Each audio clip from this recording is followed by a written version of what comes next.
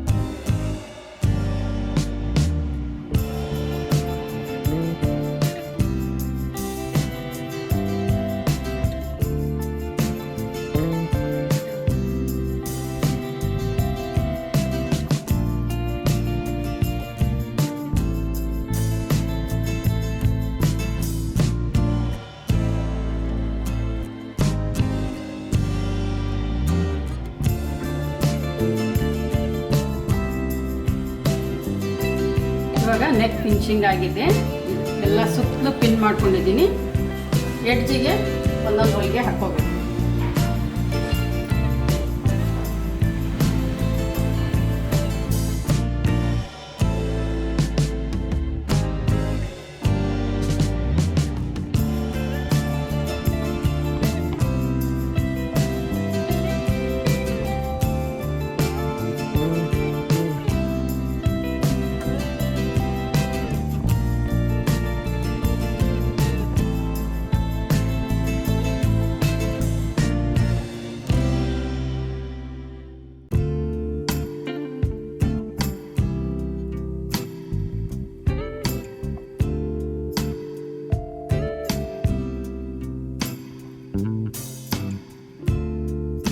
Lining bottom ಒಂದು fold ಮಾಡಬೇಕು.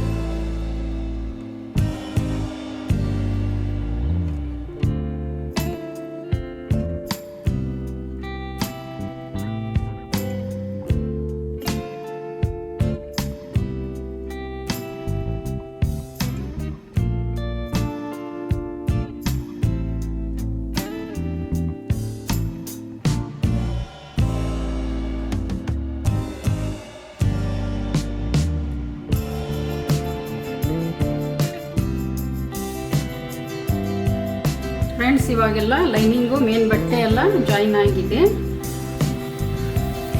Shoulder join ಮಾಡಿದ್ದೀನಿ.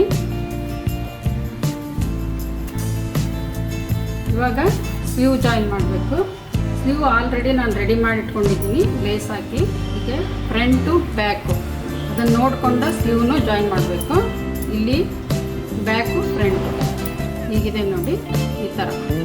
ಇದು ಬ್ಯಾಕ್ ಬರಬೇಕು, ಇದು ಬ್ಯಾಕು, ಇದು ಮುಂಭಾಗಕ್ಕೆ ಬರಬೇಕು. ಅದನ್ನು ನೋಡಿಕೊಂಡು ಹೀಗೆ ಜಾಯಿನ್ ಮಾಡಿ. ಅದೇ ಥರ ಆ ಸೈಡ್ ಬ್ಯಾಕ್, ಇದು ಫ್ರಂಟ್ ಇರುತ್ತಲ್ವಾ, ಇದು ಬ್ಯಾಕಿಗೆ ಹೋಗಬೇಕು.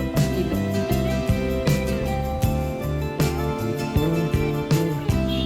ಬ್ಯಾಕಿಗೆ ಹೋಗಬೇಕು, ಇದು ಫ್ರಂಟಿಗೆ ಹೋಗಬೇಕು. ಇದು ಫ್ರಂಟು ಇಲ್ಲಿ ಬರಬೇಕು. ಇದನ್ನು ಈಗ ನಾವು ಉಲ್ಟಾ ಹಾಕಬೇಕು. ಇದು ಸ್ಟ್ರೈಟ್ ಇರಬೇಕು, ಇದು ಉಲ್ಟಾ ಇರಬೇಕು.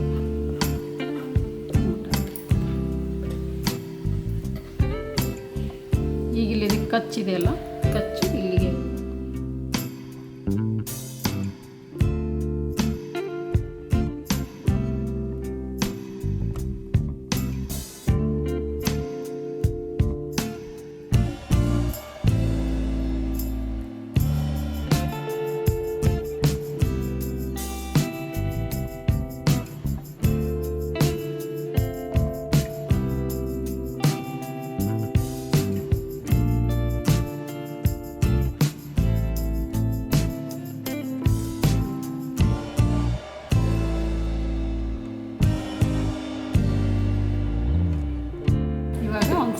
ಕಂಪ್ಲೀಟ್ ಆಯಿತು. ಇದೇ ಟೈಪು ಆ ಕಡೆನೂ ಹಚ್ಕೋಬೇಕು.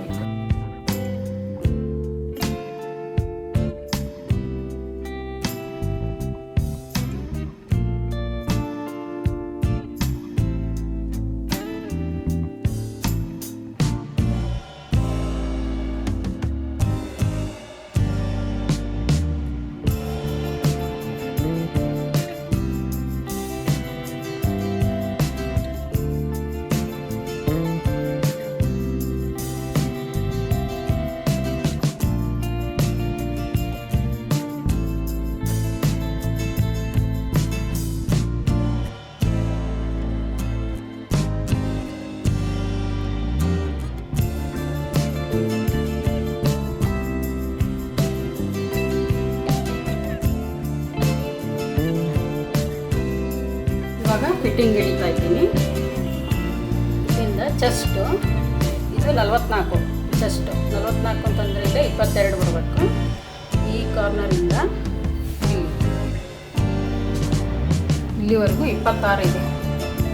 26ರಲ್ಲಿ ನಮಗೆ 22 ಬೇಕು, 22 ಬೇಕು. 22 ಬೇಕಾದಾಗ 1 2 3 4 ಎಕ್ಸ್ಟ್ರಾ ಇದೆ. ಆವಾಗ ಇಲ್ಲೇ ಈ ಕಡೆ 2 ಆ ಕಡೆ 2.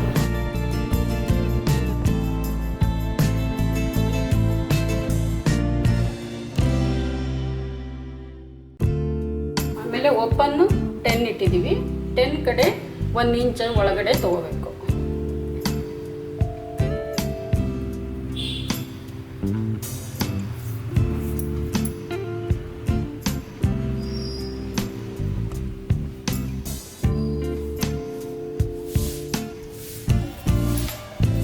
ಅದೇ ಥರ ಇಲ್ಲಿ ಸ್ಲೀವು ಇಲ್ಲಿ 7 ಇದೆ. ಈ ಮಾರ್ಕ್ನ 7 ಒಯ್ಬೇಕು.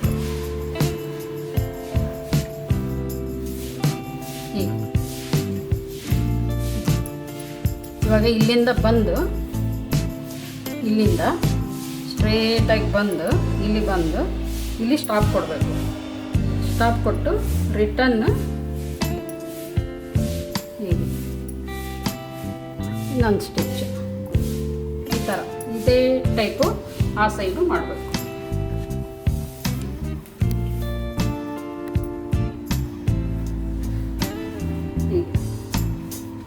ಹೀಗೆ ಬಂದು ಹೀಗೆ ಸ್ಟಾಪ್ ಕೊಟ್ಟು ಮತ್ತು ರಿಟರ್ನ್ ಇನ್ನೊಂದು ಸ್ಟಿಚ್ಚು ಆ ಕಡೆ 7 ಇಟ್ಕೊಂಡು ಈ ಗೆರೆನ 7 ಸೇರಿಸ್ಬೇಕು. ಇಲ್ಲಿಂದ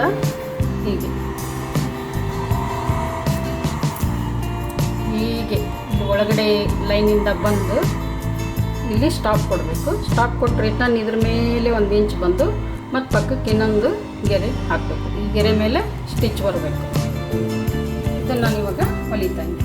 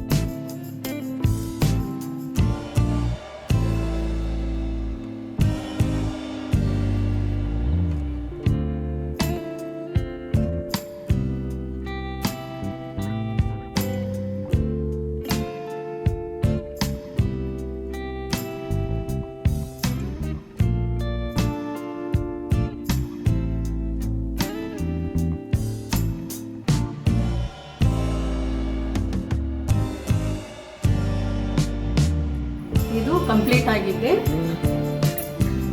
ಇಲ್ಲೇ ಬಾಟಮಲ್ಲೇ ಇನ್ನು ಬೀಡ್ಸ್ ಹಾಕಬೇಕು, ಅಂದರೆ ಲುಕ್ಕಾಗಿ ಕಾಣಿಸುತ್ತೆ.